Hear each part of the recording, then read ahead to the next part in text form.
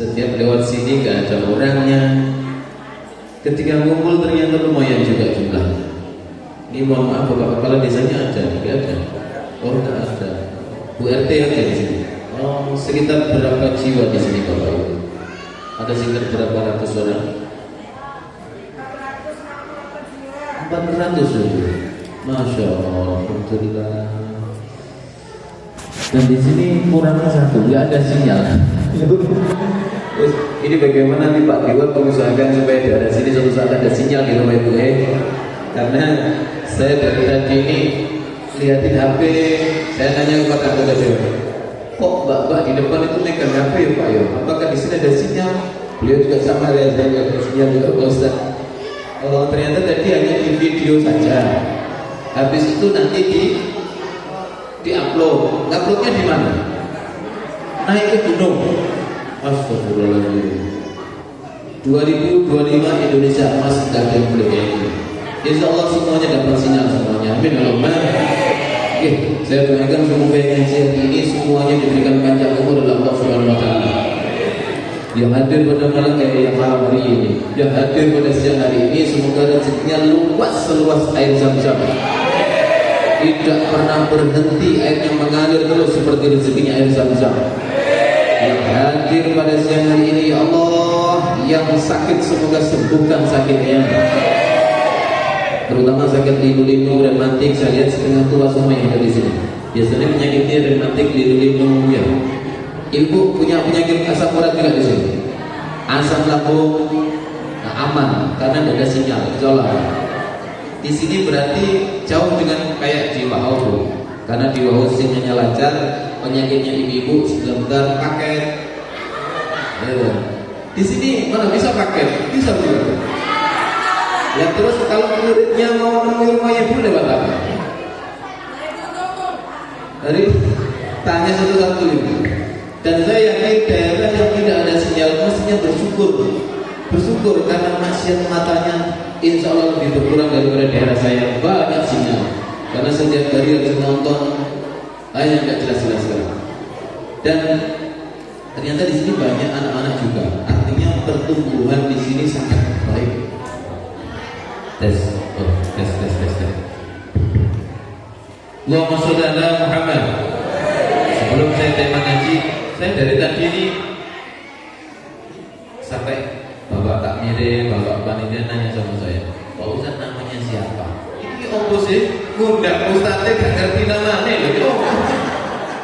Saya batin dari tadi pengen ketawa terus diundang tapi gak ngerti nama nih. Ya makanya ibu bapak saya izin mengenalkan diri saya, ya boleh? Nanti siapa tahu ibu bapak kebetulan ke WHO, silakan mampir di tempat saya. Pintu saya terbuka lebar untuk warga Purbatu. Semuanya silakan mampir. Nama saya Purwanto, panggilannya di sana Pak Pur atau teman-teman manggil saya Gus Pur. Saya dulu lulusannya sarjana komputer. Sekarang kuliah lagi ambil manajemen. Kemudian Allah takdirkan saya di tahun 2013 saya diperintahkan oleh kiai saya untuk berangkat ke Kalimantan dengan tujuan tidak boleh cari duit. 2013 saya waktu itu sebagai dosen di Universitas Sunan Giri Bojonegoro dengan menyandang gelar dosen termuda di sana waktu itu.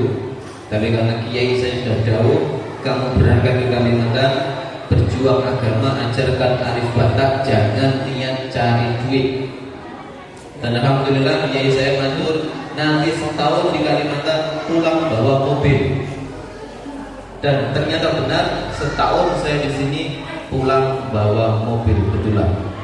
Dan ini adalah barokah kita berjuang untuk Allah Subhanahu Wa Taala. Jadi ini jadikan motivasi buat ibu bapak sekalian.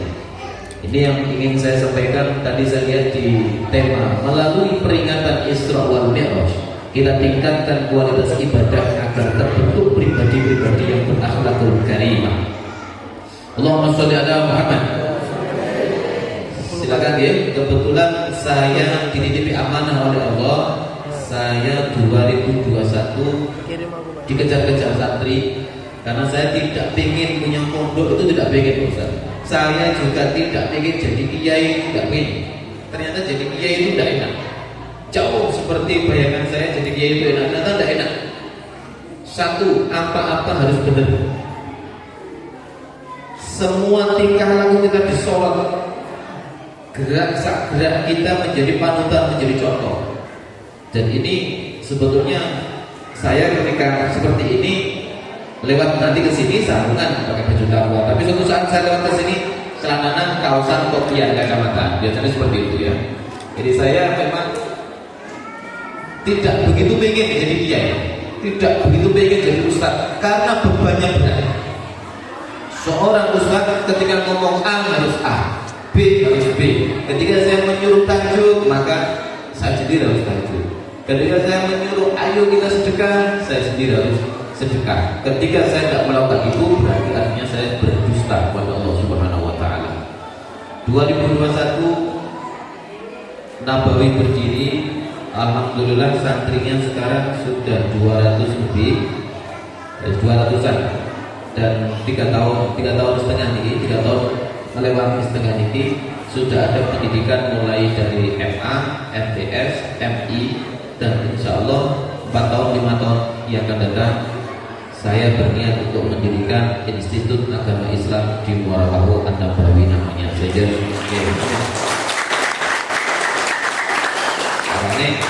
Saya selalu senang kepada TPA Pak, karena background saya juga guru TPA.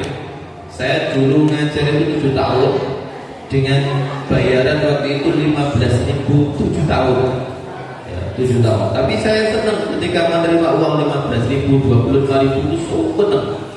Sehingga kelihatannya uang dari Pak Yai ini berkahnya luar biasa. Nah itu baru kain kita ngabdi kepada alim ulama, kita tawadu kepada orang soleh, derajat kita diangkat setinggi-tingginya oleh Allah Subhanahu wa taala. Sehingga nanti kalau Bapak Ibu andaikan punya putra putri yang ingin mondok jurusan tahfiz, jurusan kitab kuning maupun bahasa, bisa nanti dibawa ke tempat saya. Pak Ustadz, di sini ada yatim piatu, maka bagaimana biayanya? Kalau yatim piatu saya gratiskan, tidak usah bayar. Yang penting matur ke saya dan ada penanggung jawabnya. Insya Allah gratis, tidak usah bayar. Pak Ustadz, ada kami yang yatim sudah tua, tidak ada yang merawat. Ada juga tua, tidak ada yang merawat, atau janda tua yang ada yang merawat, umpamanya pengen mengabdikan diri di agama, pengen belajar agama, tidak apa-apa. Nanti kita ngaji di sana daripada bengong. Di rumah ada kegiatan, ngaji. Pun ikut saja dan berdoa dari saya. Selanjutnya kita masuk ke tema ngaji kita pada siang hari ini. Allahumma sholli ala Muhammad. Allah yang hadir pada siang hari ini, yang sakit tadi disembuhkan oleh Allah Subhanahu wa taala. Yang sebelum berangkat ngaji banyak masalah, pulang ngaji masalah hilang semuanya. Yang sedang banyak hutang, mudah-mudahan pulang ngaji hutangnya lunas. Ada yang lunas? Ada dulu. Hutangnya kau cek kami nih, dari hutangnya buahnya. Oh, mulai ke sini kita ajari caranya biar hutang. Yang sudah lama membujang dan belum dapat jodoh, pulang dari ngaji supaya laku semuanya. Semuanya tuh. Itu yang keberapa bukan? Yang ke satu atau kedua? Yang sudah nikah bertahun-tahun belum dapat keturunan, ya Allah kita doakan semoga pulang ngaji besok hamil semuanya. Ada ya? Ada di sini. Banyak. Nanti bisa komunikasi sama saya dulu. Syaratnya hamil tahu itu ya. Satu syaratnya harus ada suaminya. Kalau ada suami saya tidak mau bantu itu. Harus ada suaminya. Kalau nggak ada nggak mau saya. Nah, oke. Cukup.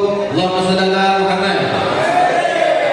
Dalam hari ini, bulan-bulan ini, kita peringati sebagai bulan disebut Amul Huzn atau Amul Husni, bulan duka, di mana baginda Rasulullah Muhammad sallallahu alaihi wasallam meninggal wafat orang-orang yang mengayomi beliau, yang mencintai beliau, mendampingi perjuangan beliau, yaitu paman beliau namanya Abu Thalib dan istri beliau namanya Siti Khadijah.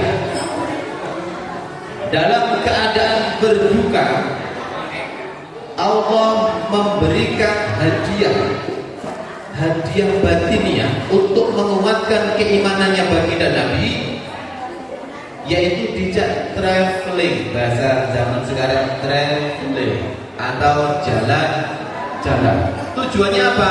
Untuk menghibur hati baginda Rasulullah yang saat itu sudah benar-benar dilanda kebingungan. Paman yang selalu ngomong dari kecil, ketika baginda Nabi ditinggal wafat oleh ibunya, baginda dirawat oleh kakek beliau. Kakek tak lama meninggal dunia, diasuh oleh paman beliau sampai Rasulullah menikah, kemudian mulai menapaki tangga-tangga perjuangan yang sangat berat. Tiba-tiba paman menghadap Allah Subhanahu wa taala. Di situ Nabi berjuangnya tambah berat. Karena tidak ada lagi yang menjaganya, tidak ada lagi yang membackup dirinya. Kalau kita enak Pak, ada beliau, Pak kita kalau ada bapak tinggal TPA jadi, masjid jadi, 2 kali tembus backingannya beliau. Dan Nabi ditinggal wafat oleh paman beliau. Nabi berduka. Tidak lama kemudian istri yang dicintai beliau wafat juga, namanya Siti Khadijah. Sepeninggal beliau, Rasulullah Shallallahu Alaihi Wasallam keadaan batinnya hancur, gundah gulana. Waktu itu sehabis sholat isya, beliau ada di sekitaran Masjidil Haram. Tiba-tiba antara, dalam riwayat hadisnya, antara sadar dan tidak, antara tidur dan melek-meleknya, Nabi didatangi 2 malaikat, yaitu Jibril dan Mikail, datang membawa bejana berisikan air Zam-Zam. Kemudian mendekati Rasulullah dan dada beliau dibedah yang kedua kali. Untuk apa itu? Untuk dicuci hati dan isi perutnya dengan air Zam-Zam. Bayangkan Pak Bu, zaman itu belum ada laser, belum ada operasi, tapi malaikat peristiwa operasi pertama kali, yaitu peristiwa pembedahan dada baginda Rasulullah Muhammad Sallallahu Alaihi Wasallam. Sehingga Allah mengabadikan hal ini dalam surat Al-Isra. Subhanalladzi asra bi'abdihi laylan minal masjidil haram ilal masjidil aqsa alladzi barakna hawlahu linuriyahu min ayatina innahu huwas sami'ul basir. Subhanalladzi, kata Allah, Maha suci Allah. Ingat Bu, Allah itu jarang di Quran itu sampai menggunakan bahasa di awal kalimat Subhanalladzi, Maha suci Allah. Karena peristiwa ini peristiwa yang tidak masuk akal. Kalaupun toh ini nanti terjadi, maka nanti resikonya 2. Akan semakin kuat iman umat Islam, atau yang kedua akan semakin murtad umat Islam dari peristiwa ini. Makanya Nabi itu bingung ketika mendapatkan pengalaman ini. Nabi dilema, ini tak sampaikan apa tidak, tak sampaikan pengalamanku atau tidak. Kalau tak sampaikan resikonya aku ditinggal umatku. Kalau tidak aku sampaikan, ini dakwah, ini perintah, ini risalah yang harus sampai kepada umatku. Sehingga orang Arab Pak, zaman itu ketika ada peristiwa-peristiwa yang di luar nalar, itu selalu bilang ajib, ajib, sesuatu yang mustahil. Sehingga orang Arab itu kalau lihat sesuatu orang yang aneh itu mesti subhanallah gitu, saking aneh. Kemudian asra bi'abdihi, kalimatnya disambung asra. Asra, diperjalankan, yang telah memperjalankan. Jadi peristiwa Isra Mi'raj ini, Bapak Ibu, kita sudah meninggalkan kekuatan otak, karena otak tidak akan mampu membahas ini. Isra Mi'raj itu peristiwa yang otak sudah nggak mampu, bukan apa nih Bu? Bukan wilayahnya otak. Harus ditinggalkan otak ya Pak. Contoh gini, Bapak anggota dewan Sangatta kesini berapa jam Pak? 2 jam lebih. Semut dari Sangatta ke sini, semut jalan kaki dari Sangatta ke sini, berangkat ba'da zuhur, sebelum maghrib sudah balik ke Sangatta. Kira-kira mungkin gak? Bu, mungkin gak Bu? Hah? Allahumma sholli ala Muhammad. Mungkin tidak semut jalan kaki dari Sangatta ke sini sebelum maghrib sudah nyampe sini lagi dan bercerita kepada semut yang di sini, aku tadi habis dari Sangatta. Oh ternyata Sangatta itu ada minisonya, ada mataharinya, ada pom bensinnya. Ya cerita. Ada kantor anggota dewan di sana, ada rumah makan Padang yang banyak yang enak rasanya di sana, ada bakso Solo di sana. Hah? Ada taman STQ di sana. Dia cerita semua. Mungkin tidak begitu? Tidak mungkin ya. Ya ini sama. Nabi dari Masjidil Haram ke Masjidil Aqsa itu kalau saya lihat ukur dari Google Map, dari Mekah sampai ke Palestina itu 1.500 km. Kendaraan tercepat waktu itu belum ada Pajero, Fortuner, Innova, apalagi Xenia, Avanza, Grand Max, tidak ada. Kendaraan tercepat ketika itu adalah keledai sama onta, sama kuda. Dan ketika naik onta itu membutuhkan waktu 40 hari, 40 malam lamanya. Sehingga peristiwa ini peristiwa yang nggak masuk akal. Nabi habis Isya, sebelum subuh sudah balik, sudah kembali lagi ke tempat situ. Caranya bagaimana semut tadi? Semutnya masuk ke dalam mobilnya beliau, Pak Gita. Okay. Sampai sana, setelah beliau tanda tangan ketemu bupati, selesai balik lagi ke sini. Maka sebelum maghrib dia sudah sampai sini. Berarti Nabi itu bukan jalan sendiri, tapi ada yang menjalankan. Begitu Pak Bu. Jadi peristiwa ini, jadi nggak usah mikir gini Bapak Ibu. Nggak masuk akal. Kok Nabi bisa sampai Isra dari Mekah sampai Palestina dalam waktu sedemikian cepat? Itu nggak mungkin. Dengan pola mikir makan apa pun nggak mungkin. Sehingga Allah memulai ayatnya dengan Subhanalladzi asra, yang menjalankan. Nanti di akhir ceramah akan saya kasih hadiah 3 kali. Yang bisa saya kasih hadiah ya, akan saya panggil satu-satu yang bisa menjawab pertanyaan saya. Allahumma sholli ala Muhammad. Abdihi, surat itu dilanjut abdihi. Kenapa Allah tidak memanggil dengan nama Muhammad, tapi abdun, abdi, hambanya? Di sini posisi Rasulullah diposisikan sebagai seorang hamba. Hamba itu pasti ada sang Khalik penciptanya. Kedudukan manusia yang paling tinggi ketika dia bertakwa kepada Allah, maka dia mendapatkan gelar seorang hamba. Dipanggil hambanya ke langit. Belum pernah Allah di ayat lain menggunakan abdun, tidak pernah. Baru ini abdihi dipanggil ke langit. Oke, dari peristiwa ini Isra dari Masjidil Haram ila Masjidil Aqsa, beliau naik kendaraannya namanya apa Bu? Pak? Jangan masih ingat ya cerita-cerita zaman kecil dulu, naiknya apa? Buruk. Buruk itu bukan ibu-ibu pakai rok ya, bukan. Buruk. Buruk itu di hadisnya bentuknya antara lebih kecil dari bigol. Bigol itu hasil kawin silang antara kuda dan keledai, dan lebih besar sedikit daripada keledai. Tapi punya saya ini namanya buruk.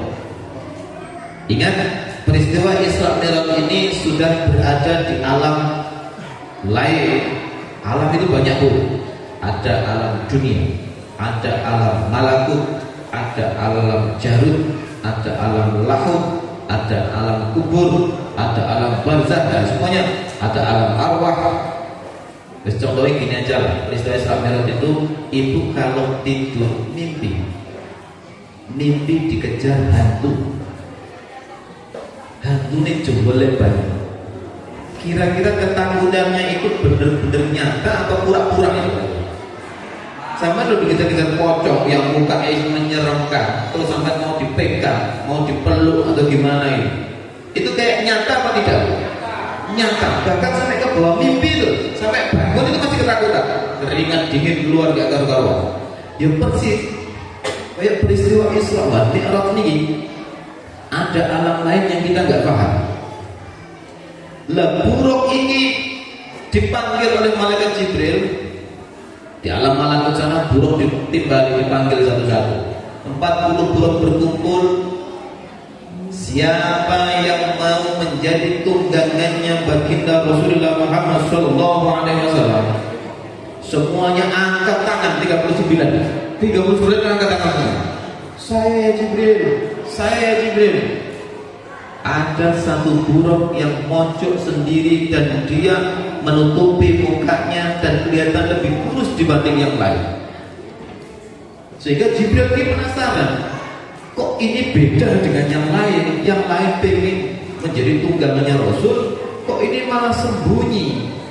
Kemudian didatangilah, wahai buruk, ada apa dengan dirimu? Kenapa engkau tidak gembira seperti yang lain?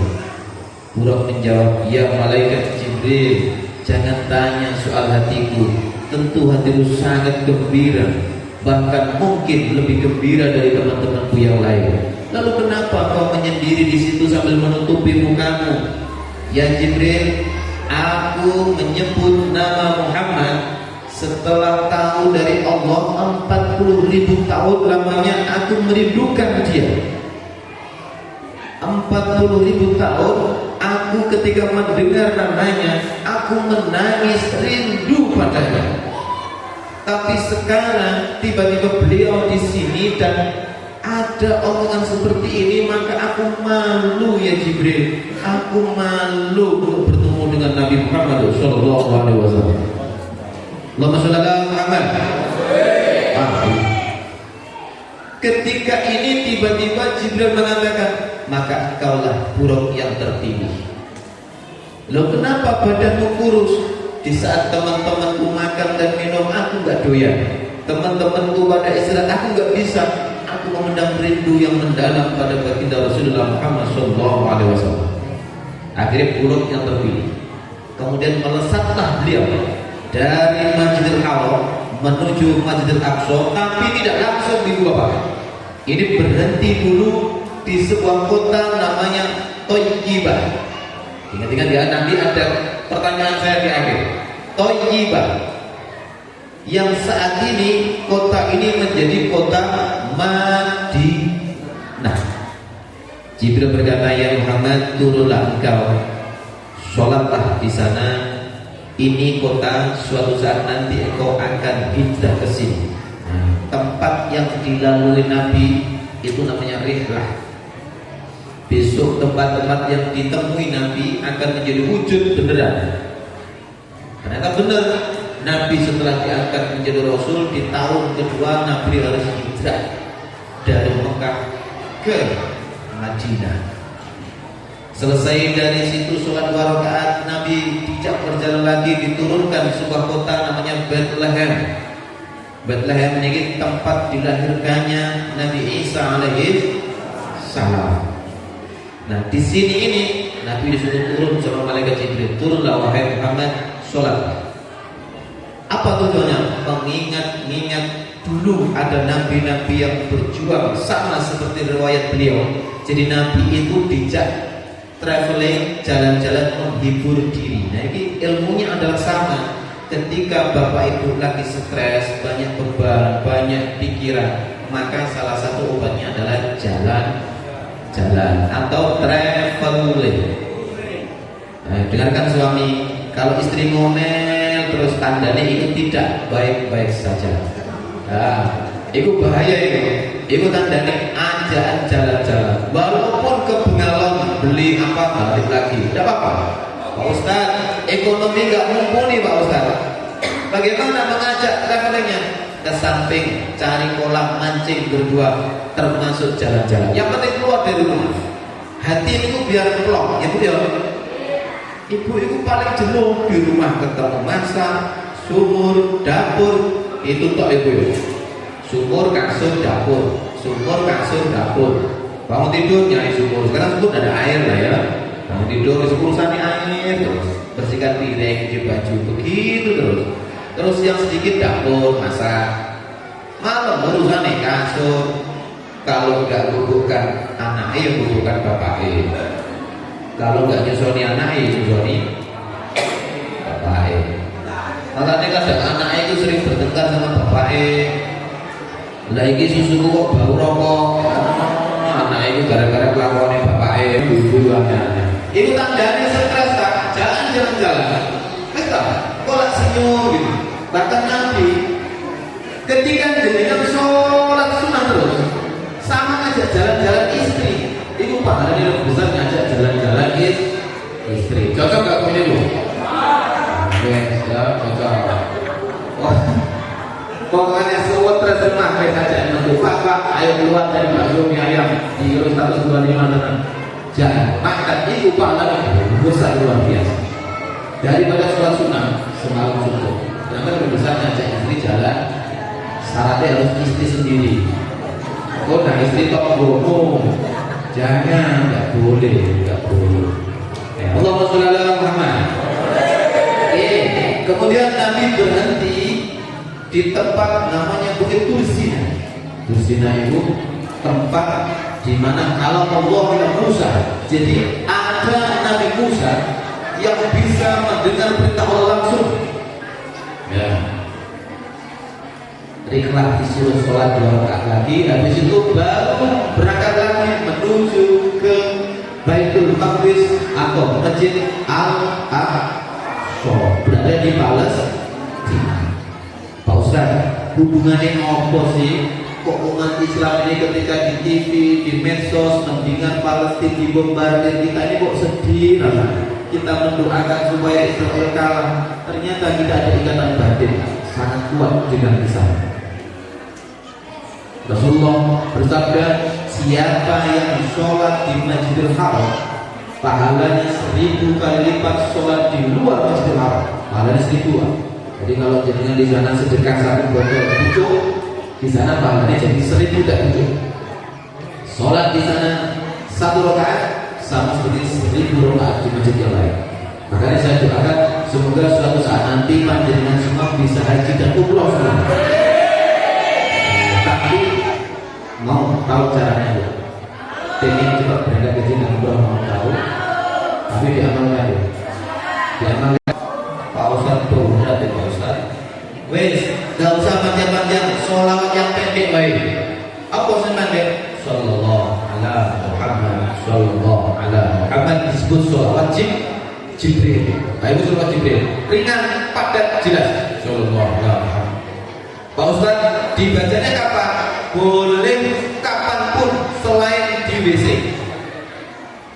Sampai mana? Sallallahu ala Muhammad. Masa? Sallallahu ala Muhammad, sallallahu ala Muhammad. Ngeloni anak? Sallallahu ala Muhammad. Ngeloni bapaknya? Sallallahu ala Muhammad, sallallahu. Boleh, yang penting yang tidak boleh di WC. Pak Ustaz berat, tidak boleh. Ya sudah, kalau nggak begitu, jadinya sedekah setiap Jumat 40 kali berturut-turut tidak putus, bisa kira-kira 40 hari berturut-turut tidak putus. Ya wis, mampu mampunya apa? Pak Ustaz, aku mampuku 1 gelas air tak bawa ke masjid, atau 1 kardus air putih tak taruh di masjid dan diminum jamaah, tak apa-apa. Tapi syaratnya tak boleh putus. 40 hari berturut-turut, 40 Jumat boleh. 40 Jumat tak boleh putus. Pak Ustaz, aku kalau sebotol penuh 1 kardus nggak kuat, setengahnya boleh nggak? Boleh. Yang penting harus istiqomah. Kemudian yang terakhir, setiap ba'da sholat membaca surat Al-Ikhlas 33 kali. Sanggup? Kok berat Pak Ustaz? Nah, yang paling ringan, yang paling enak, membaca surat tanah dan tanah dijual. Itu cepat langsung berangkat haji. Berangkat ya, kamu tengah buyut. Allahumma sholli ala Muhammad. Oke. Kenapa hubungan kita sama Masjidil Aqsa itu dekat sekali? Nabi ketika turun di Masjidil Aqsa, Nabi ketemu dengan ruhnya para nabi dan rasul. Ruhnya nabi dan rasul berkumpul semua di sana. Coba saya nanya, jumlah nabi dan rasul itu jumlahnya ada berapa Ibu Bapak? Yang wajib diketahui 20, yang tidak diketahui jumlahnya banyak. 124.000 nabi. Ingat-ingat, Allah itu semenjak menciptakan bumi kemudian menyampaikan risalah tentang tauhid untuk mengenalkan dirinya adalah Tuhan dan bagaimana cara mendekat kepada Tuhan. Allah mengutus sebanyak 124.000 nabi dan rasul. Tapi yang wajib diketahui ada 25. Jadi ini jaraknya jauh-jauh loh kan. Antara Nabi Isa sama Nabi Muhammad saja itu 600 tahun jaraknya. Jadi Nabi Isa kabudut 600 tahun baru muncul Nabi Muhammad Sallallahu Alaihi Wasallam. Di situ bangga kita, ternyata Nabi Muhammad disuruh untuk menjadi imam di sana. Imam para Nabi dan Rasul itu Nabi kita. Bangga kita. Makanya Nabi itu menyempurnakan risalah Nabi-Nabi yang terdahulu. Penyempurnanya adalah baginda Rasulullah Muhammad Sallallahu Alaihi Wasallam. Ya Nabi salam, ya Rasul alaika, ya Habib salam alaika.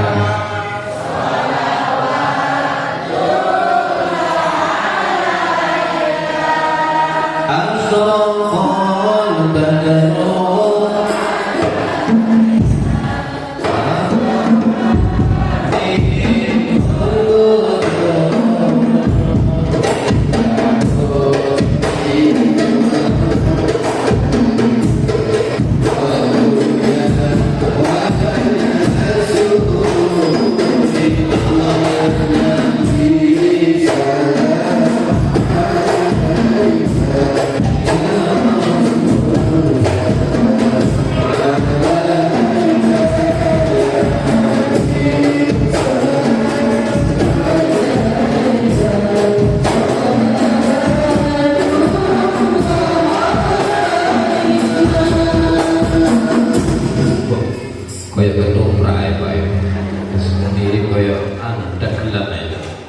Allahumma sholli ala Muhammad.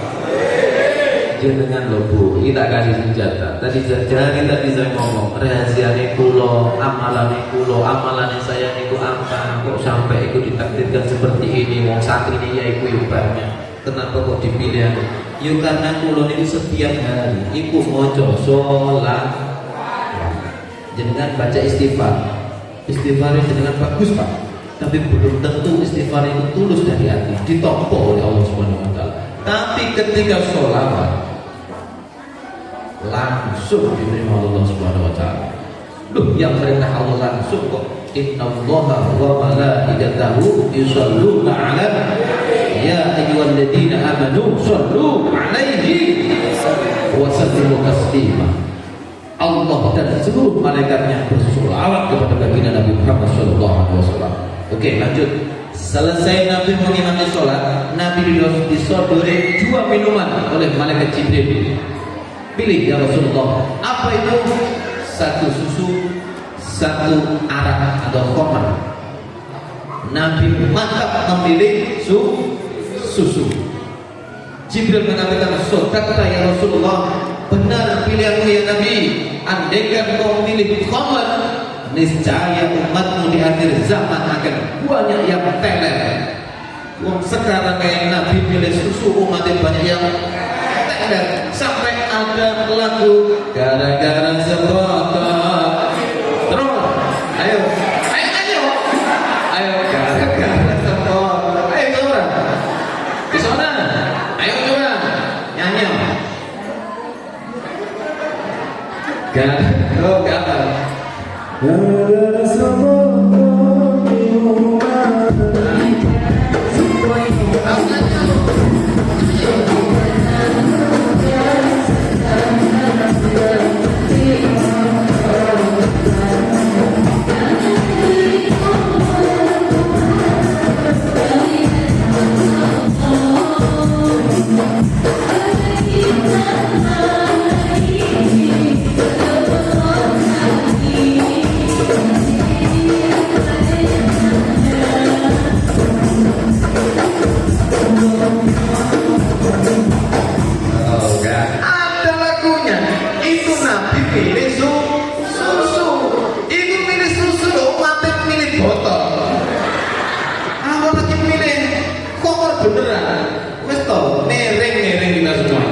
kita jalan-jalan nereng memang gak jelas.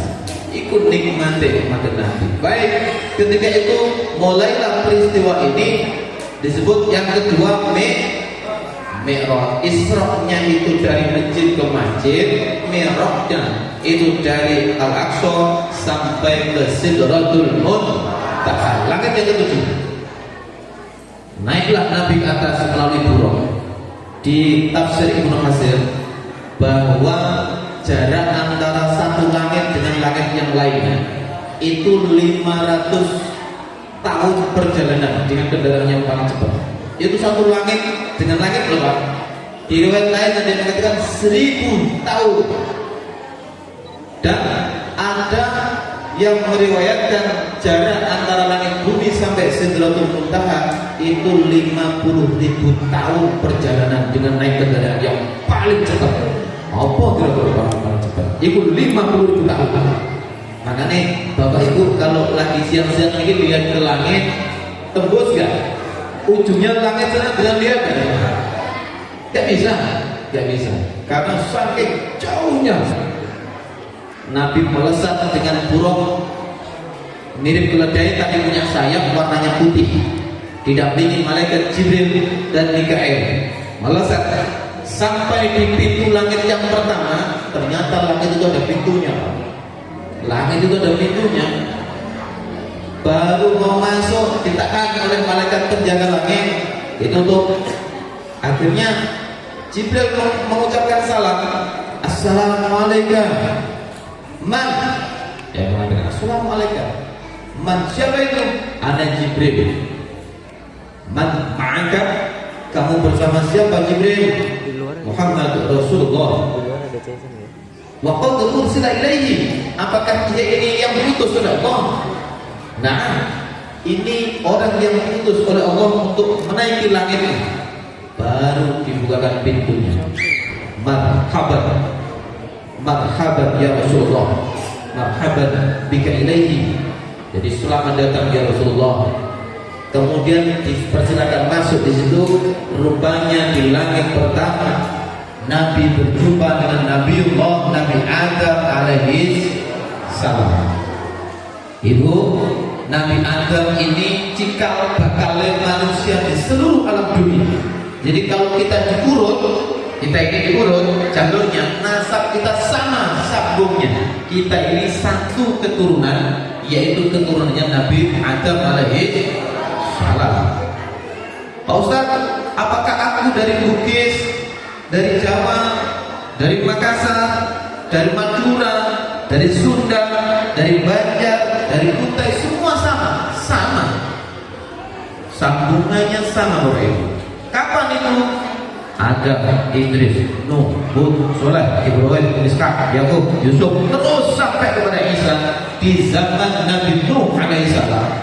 Adam sampai Nuh itu ada peristiwa hebat, yaitu peristiwa banjir bandang.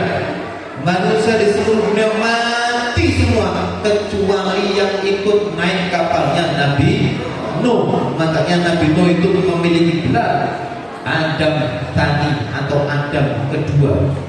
Berarti dosanya Nabi dulu itu banyak yang memiliki anak-anak yang murtad, yang durhaka itu banyak. Contohnya siapa? Anaknya Nabi Adam itu setiap lahir itu selalu dua. Jadi ibu Hawa ini kalau melahirkan bayi itu lalu kembali laki perempuan, dan untuk menikahkannya dikawinkan silang. Jadi yang hari ini AB, yang lahir kemudian CD, maka dikawinkannya adalah B sama C, A sama D. Pas gilirannya Kobil tidak mau karena pasangannya jelek, yang mau dijodohkan tidak mau Kobil. Milih yang lahir barenganku, kata dia, karena lebih cantik. Akhirnya dua orang ini bertengkar hebat. Kobil dan Habil bermusuhan, berbunuh-bunuhan. Akhirnya Habil mati dibunuh oleh saudaranya sendiri, namanya Kobil. Bingung cara menyembunyikan mayat saudaranya ini, bingung. Allah kirimkan gagak hitam, bertengkar. Gagak ini mati satu dan satunya nyakar-nyakar tanah, kemudian satu ditimbun di situ. Nah, ini ditimbun. Itulah pembunuhan manusia pertama kali di bumi, yaitu dipelopori oleh Habil dan Kobil. Penguburan manusia pertama kali yaitu dari gara-gara gagak hitam. Allahumma sholli ala Muhammad. Oke. Kemudian Nabi Adam ini Bapak Ibu, anak keturunannya sambung sampai ke belum zaman Nabi Nuh itu banyak yang berbuat maksiat. Dosa-dosanya banyak. Akhirnya di zaman Nabi Nuh alaihissalam, Nuh mendapatkan wahyu untuk segera membuat bahtera atau kapal yang besar di atas gunung kan. Disuruh buat kapal harus di atas gunung. Banyak andaikan Pak Ustadz ini dapat perintah untuk bikin kapal di atas gunung Kudung sana, bikin kapal harus di atas gunung Kudung, kan yuk ditolak banyak pengikutnya. Nabi Nuh stres, Nabi Nuh edan, Nabi Nuh gila dan sebagainya. Karena di tengah-tengah padang mereka ini disuruh bikin kapal, ternyata benar ada badai yang sangat besar, banjir bandang di mana-mana. Semuanya pengikutnya dijak naik kapal, banyak yang tidak mau, termasuk istri dan anaknya Nabi Nuh. Dan yang masuk kapal itu turunan-turunan kita, leluhur kita. Yang masuk kapal itu adalah orang-orang sortiran yang baik. Sejatinya kita ini baik semuanya, cuma kita ini lupa ya. Sengaja sama lupa beda.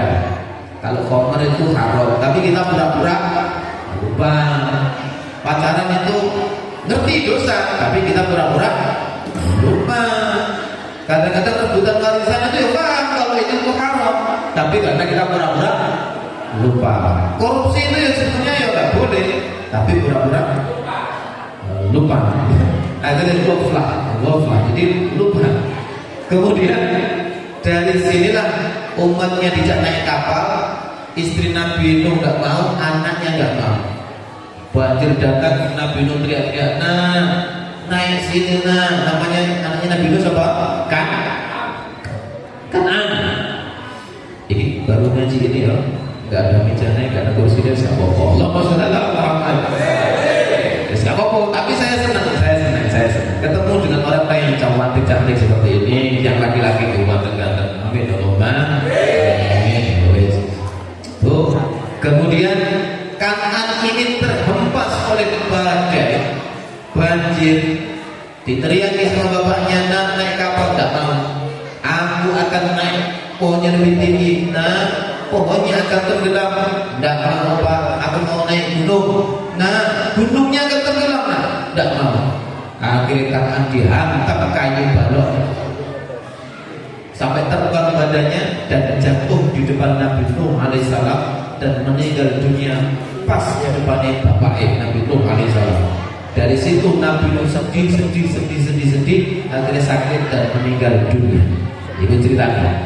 Jadi orang-orang yang masuk di kapal Nabi Nuh itu ya kita ini, keturunan kita ini, termasuk binatang-binatang ya, kucing ya, sembarang itu yang masuk di kapal Nabi Nuh. Sapi, kerbau itu dulu masuk di kapal Nabi Nuh. Allahumma sholli ala Muhammad. Nabi melihat Nabi Adam ketika menoleh ke kanan tersenyum, menoleh ke kiri menangis. Kemudian Nabi bertanya kepada malaikat Jibril, ya Jibril, kenapa Anda begitu? Kalau menoleh ke kanan senyum, menoleh ke kiri nangis. Jibril menjawab, ya Rasulullah, adapun Adam menoleh ke kanan karena bahagia melihat anak keturunannya semuanya masuk surga berbondong-bondong, senang Nabi Adam. Adapun menoleh ke kiri dia menangis karena melihat anak cucunya, anak keturunannya ternyata banyak yang masuk ke dalam neraka. Dia menangis, ya Rasulullah. Oh begitu. Mudah-mudahan kita semuanya besok termasuk golongan kanan yang masuk surga ni Allah. Amin Allahumma. Amin Allahumma. Oke, langsung lanjut di langit kedua berjumpa dengan Nabi Yahya dan Nabi Isa alaihi. Sama ketika mau masuk nggak asal masuk saja Bu, itu adab. Ketika bertamu ke rumahnya orang yang permisi dan minta izin dulu. Jadi walaupun itu Jibril malaikat yang paling menjadi kepercayaannya Allah Subhanahu Wa Taala, karena malaikat yang tugasnya menyampaikan wahyu, ketika mau masuk langit tetap harus izin dulu. Assalamualaikum, dibuka pintunya kayak tadi bicaranya. Man, siapa engkau? Jibril. Man ma'aka, kamu bersama siapa? Muhammad. Wa qad ursila ilaihi, apakah dia itu diutus oleh Allah? Iya, dia diutus oleh Allah. Di situ Nabi berjumpa dengan Nabi Isa, yang Nabi menceritakan wajah Nabi Isa itu mirip dengan baginda Rasulullah Muhammad sallallahu alaihi wasallam, di mana rambutnya ikal, kulit-kulitnya hampir mirip, dan Nabi Isa itu orangnya sangat-sangat baik sekali, welas kasih yang luar biasa. Oke, langsung ingat ya, pertama ada dua, Yahya dan Isa. Naik ke langit tiga, berjumpa dengan Nabi Yusuf alaihi salam. Ya Allah, Nabi ketika melihat wajah Nabi Yusuf terkagum-kagum. Gantengnya wajah Yusuf itu setengahnya keindahan. Jadi kalau diukur dari sini Mas, Nabi Yusuf itu gantengnya wong setengah dunia. Jadi siji diambil Yusuf. Nah kita ini seperempat dunia dibagi wong sak ngene kae. Makanya yang ada yang pesek, ada yang mancung, ada yang gak jelas kita. Ini karena kita bagian kecil seperempatnya. Setengahnya diambil Yusuf. Saking ganteng yang luar biasa Nabi Yusuf alaihissalam. Lanjut di langit keempat berjumpa dengan Nabi Idris alaihi. Idris nomor 4. Nabi Idris tahu Pak Bu? Nabi Idris itu Nabi yang masuk surga gak pernah mau keluar sampai sekarang. Nah, Nabi Idris jadi gak mau keluar sampai sekarang. Langsung naik ke 5. Kelima berjumpa dengan Nabi Harun alaihi salam. Harun ini kakaknya Nabi Musa alaihissalam. Terus begitu sampai ke langit ke-6 berjumpa dengan Nabi Musa alaihi.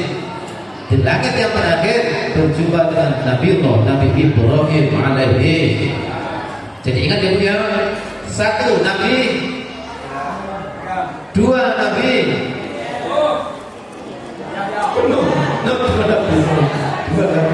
2 Nabi, Isa dan Yahya, Yakub, 3 Nabi, Yusuf, 4 Nabi, Idris, 5 Nabi, Harun, 6 Nabi, 7 Nabi Ibrahim alaihissalam. Harus ingat riwayatnya. Pak, kenapa sih kok langit-langit itu ada nabi-nabi yang hebat-hebat itu? Ingat, kenapa kok nggak nabi-nabi yang lain? Karena derita beliau-beliau ketika di dunia menyampaikan risalah itu cenderung lebih dahsyat daripada yang lain. Jadi kalau bapak ibu pengen sukses, itu nggak mungkin memudahkan kayak membalikkan telapak tangan. Harus melalui derita dulu. Bapak anggota dewan ini loh, beliau menjabat 2 kali periode. Dulunya pasti melalui perjuangan yang luar biasa, Pak. Tidak mungkin ya, Pak, kalau nggak berjuang luar biasa. Betul, Pak Ustadz ini bisa menjadi Ustadz, tidak mungkin kalau dulunya tidak ngaji. Ya Pak, nggak mungkin. Oh, 7 tahun jadi Ustadz, ya nggak mungkin. Harus ngaji dulu. Ibu bapak pengen punya Pertamina, minimal harus punya Pertamini dulu. Latihan menjual bensin. Terus suatu saat bisa punya Pertamina.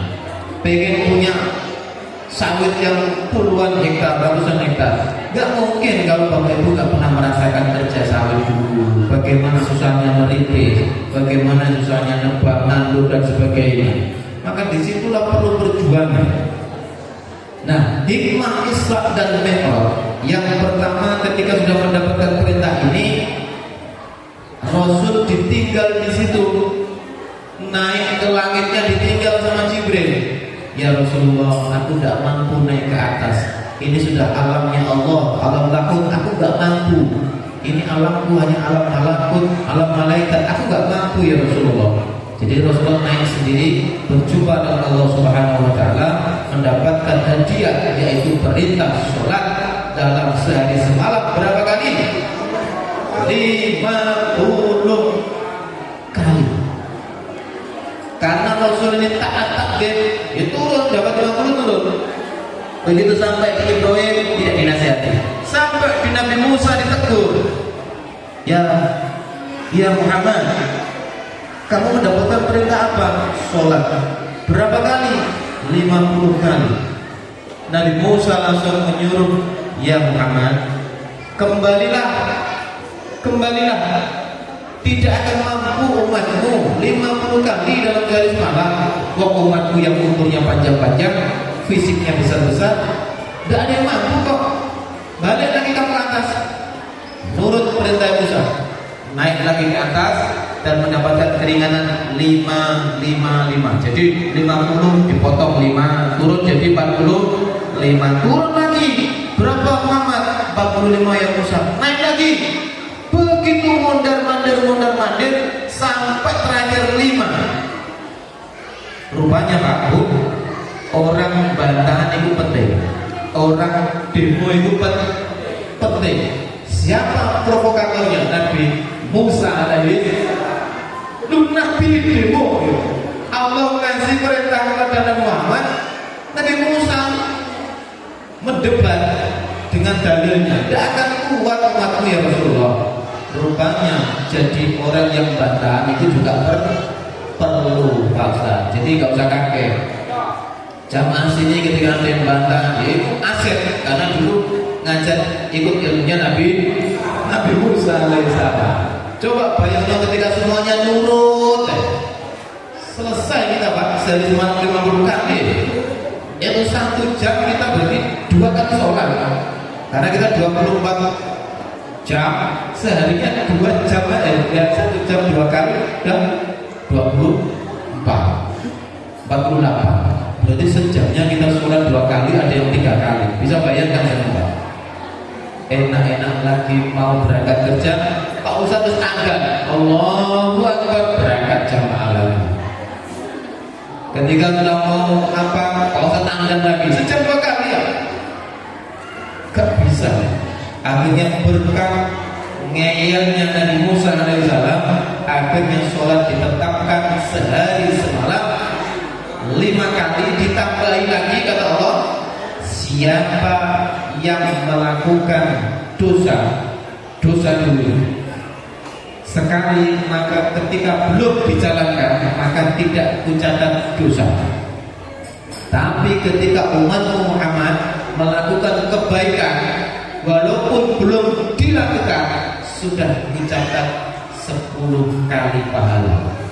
Contoh sampean ada acara pengajian, sampean niat nanti acara pengajian saya mau nyumbang air, ternyata nggak nyumbang, nah itu niat kok itu udah dapat pahala nih, alhamdulillah. Baru niat, makanya ketika niat itu harus ditata baik-baik. Tapi ketika niatnya nggak baik, contoh besok pengajian biar gagal tak rusak ya, airnya nggak habiskan, biar nggak jadi pengajiannya wis. Itu sebelum dilakukan tidak dicatat dosa oleh Allah Subhanahu wa taala. Enak loh jadi umat Nabi, enak sekali. Makanya kita beruntung menjadi umat yang baginda Rasulullah Muhammad sallallahu alaihi wasallam. Amin Allahumma. Nah, ketika sudah mendapat risalah perintah niki Bu, Pak, Rasul bingung harus bagaimana saya ini. Ini tak sampaikan tidak kepada umatku. Akhirnya perintahnya harus disampaikan, pahit dan manis harus disampaikan. Ternyata orang yang berjumpa dengan Nabi ketika itu pertama kali adalah Abu Jahal, paman yang selalu musuhi beliau. Sehingga ketika disampaikan itu Abu Jahal malah tertawa terbahak-bahak. Hei orang Quraisy, sini. Muhammad sudah stres, Muhammad sudah gila, Muhammad sudah majnun, Muhammad sudah gak karu-karuan, stres mikir istrinya meninggal, mikir pamannya meninggal, sehingga Muhammad seperti ini. Jadi diketawakan Pak Nabi Muhammad. Bayangkan ketika itu sampai jadi nabi Pak. Ngomong gak dipercaya, gak ngomong tapi disuruh ngomong. Akhirnya apa? Begitu disampaikan, umat Islam terbelah menjadi dua. Yang awalnya sudah Islam murtad semuanya, kembali murtad, gak percaya. Aku dulu percaya sama Muhammad, tapi sudah mendengar cerita ini, ini gak masuk akal, aku murtad lagi. Yang sebagian tambah kuat. Yang tambah kuat ini apa? Lari ke tempatnya Abu Bakar As-Siddiq. Ya Khalifah Abu Bakar, ya Abu Bakar belum khalifah waktu itu. Wahai Abu Bakar, ini sahabatmu, ini bermimpi gini, menceritakan gini. Katanya sudah melakukan Isra Mi'raj gini. Kata Abu Bakar begini. Apakah itu yang mengatakan Rasulullah? Iya. Lebih daripada itu ceritanya, kalau Rasul yang mengatakan, aku percaya 100% benar itu adanya. Andaikan yang lebih hebat lagi, aku percaya asal yang ngomong itu Rasulullah Muhammad SAW. Akhirnya setelah itu Abu Bakar mendapatkan gelar Abu Bakar As-Siddiq, orang yang membenarkan peristiwa Isra dan Mi'raj Nabi Muhammad SAW. Kalau Sayyidina Ali gelarnya apa? Karramallahu wajhah. Karena kenapa? Sayyidina Ali dari hidup sampai mati gak pernah lihat kemaluannya sendiri. Bisa gak sampean? Allah mau sampean malah mempegang ini buat angkat 8 Pak. Itu Sayyidina Ali gak pernah lihat badannya. Maka disebut karramallahu wajhah, saking menjaga. Makanya para santri itu kelemahan hafalan supaya kuat itu tidak boleh melihat aurat, baik auratnya sendiri maupun auratnya lawan jenis. Imam Syafi'i rahimahullah ketika beliau membaca kitab, ketika ini baca lembarnya ditutup, kalau nggak tutup masuk lagi Pak. Saking kuat ya kalau Imam Syafi'i. Fotokopi scan dulu, masuk. Kita lamanya bukan. Imam Syafi'i begitu. Tapi begitu beliau melihat betisnya perempuan, baru lihat betis itu mana kan? Betis itu dia. Bawah. Blank. Imam Syafi'i error. Heng ini, gak bisa dipakai kapal no. Blank. Iku baru lihat betisnya. Makanya santri-santri ini di pondok saya wajibkan ketika ketemu lawan jenisnya menunduk. Enggak kok kayak gini. Istri-istri zaman dulu sama suaminya itu menunduk Bu. Khadijah ketika mau meminta izin sama Nabi Muhammad itu juga malu. Kalau istri sampai malu nggak Pak sampai sekarang? Malu atau malu-malu ini Pak? Istri zaman dulu kalau kita sesuatu itu Pak. Jadi orang dulu itu berkah-berkah karena memang taatnya luar biasa. Zaman sekarang beda. Zaman sekarang beda. Ini saya rasakan sendiri Pak. Santri-santri di pondok nih, ketika yang mau nakal-nakal, itu tak cek kabur 2 kali ada yang bertengkar ada. Itu tak cek Pak. Siapa bapak ibunya? Oh benar. Bapaknya tak pernah sholat, ibunya tak pernah sholat. Tapi pengen punya anak sholat dan sholat. Mungkin tidak Pak? Tidak akan mungkin. Tidak akan mungkin. Jangan berharap punya anak soleh dan solihah kalau ibu bapaknya tidak pernah soleh dan soleh. Ibu nandur jagung berharap akan berbuah singkong, tak akan bisa. Tidak akan bisa. Ini yang saya rasakan. Terus lagi ada santri yang nakal yang luar biasa. Saya cek, oh bapaknya niatnya salah. Jadi ketika masukkan di pondok, niatnya begini, Pak Yai, saya nitip anak saya supaya di sini saja. Kenapa Bu? Kenapa Pak? Oh di rumah berkelahi terus sama saya Pak ya, Pak Ustaz berkelahi terus, tiap hari bertengkar sama saya. Wes daripada bertengkar tak buang ke pondok pesantren. Jadi pondok dijadikan tempat pembuangan. Ini tidak akan jadi anak sampean. 3 tahun 6 tahun di pondok akan jadi apa? Karena niatnya tempat membuang anak. Ada di sini yang begitu. Jangan sampai. Jadi pengen niatnya punya anak soleh dan solehah. Dan yang ketiga, anak kenapa? Di akhir-akhir ini kebetulan ini Pak Bu, saya dulu sebelum jadi pengasuh pondok, saya ini ketua MBCNO di Marawaho, kemudian sekarang Suriah, dan pernah menjabat ketua JRA. JRA itu dulu ya, sekarang ini zaman dulu belum ada JRA. Saya ketua Ruqyah di Kabupaten Kutai Timur dulunya. Tapi sekarang saya tidak mau karena saya bosan begitu terus. Saya melihat ada anak yang sering kesurupan. Anak yang sering kesurupan, kalau nggak anak ibu tiap hari saya kerjaan ngobati wong kesurupan terus Pak. Tiap hari sampai nggak bisa berdiri. Jadi perjuangan saya dulu sebelum ada pondok gini kok, sampai kemana-mana ya urusi masalah kesurupan, terus ilmu yang masuk ke lepas dan sebagainya itu ternyata dari rezeki orang tua yang tidak memandang masa usul. Kamu mohon maaf ya. Dulu orang tua satu memiliki anak 5 rukun gitu. Dulu orang tua kita Pak. Tapi sekarang kenapa tidak begitu? Kita punya 2 anak saja, anak ini nggak bisa rukun. Ada di sini Bu? Ada di sini tidak? Ada nggak di sini anak nggak rukun sama bapaknya? Anak nggak rukun sama ibu bapaknya ada? Ada. Ada nggak di sini menantu nggak rukun sama mertuanya? Ada juga ya. Ada nggak di sini besan nggak rukun sama besannya? Ada. Ada nggak di sini ipar nggak rukun sama iparnya? Ada juga ya. Ada nggak di sini takmir masjid nggak rukun sama jamaahnya? Ada juga.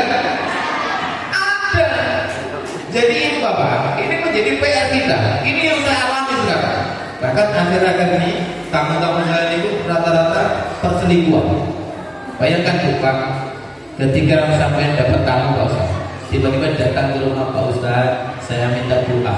Minta doa apa Bu? Saya lagi selingkuh sama ipar saya. Gimana caranya supaya selingkuh saya gak ketahuan? Ayo, sampean jadi ustadznya bapak malu. Itulah kenapa saya gak senang jadi ustadz. Kayak gini nih loh. Gimana berjalannya dia Pak Ustaz? Itu yang pertama. Yang kedua, suami istri datang ke tempat saya, bawa sepeda motor Versa, 2 kata hitam. Tiba-tiba masuk, punten Pak Ustaz, tujuan saya ke sini silaturahmi yang pertama, kedua minta tolong. Apa itu Pak? Istri saya ini kan kerja di kafe Pak Ustaz. Ya, terus minta air supaya laris, biar uangnya lari ke saya Pak Ustaz. Sholat asar, Baik, seperti yang tadi saya sampaikan di awal, ambilkan tas saya. 3 pertanyaan akan saya berikan kepada siapapun yang bisa menjawab. Ini anak-anak aja sudah, tidak ada orang tua. Saya butuh 3 anak ya, nanti tak kasih hadiah khusus dari saya, bukan dari panitia. 1, yang bisa angkat tangan dan maju ya, yang bisa angkat tangan dan maju.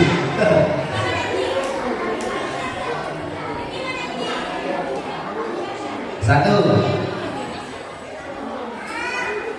apa yang dinaiki Rasulullah Muhammad SAW ketika mau Isra dan Mi'raj? Angkat tangan.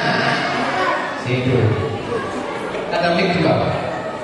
Ada mic juga. Ambil mic.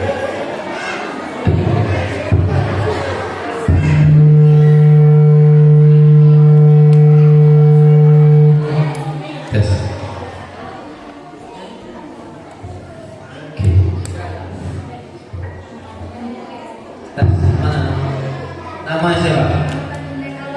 Yang keras. Muhammad Wildan Awan. Kelas berapa nak? Kelas 6. Bapak ibu ada di sini?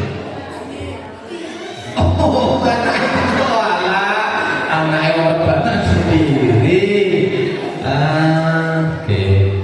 Kelas 6 SD. Cita-cita pengen jadi apa? Pengen jadi apa? Belum tahu, mic-nya enggak ada suara. Guys, cita-cita pengen jadi apa nak? Belum berpikiran. Oh, nggak berbaju ya, aja. Cita-citanya pengen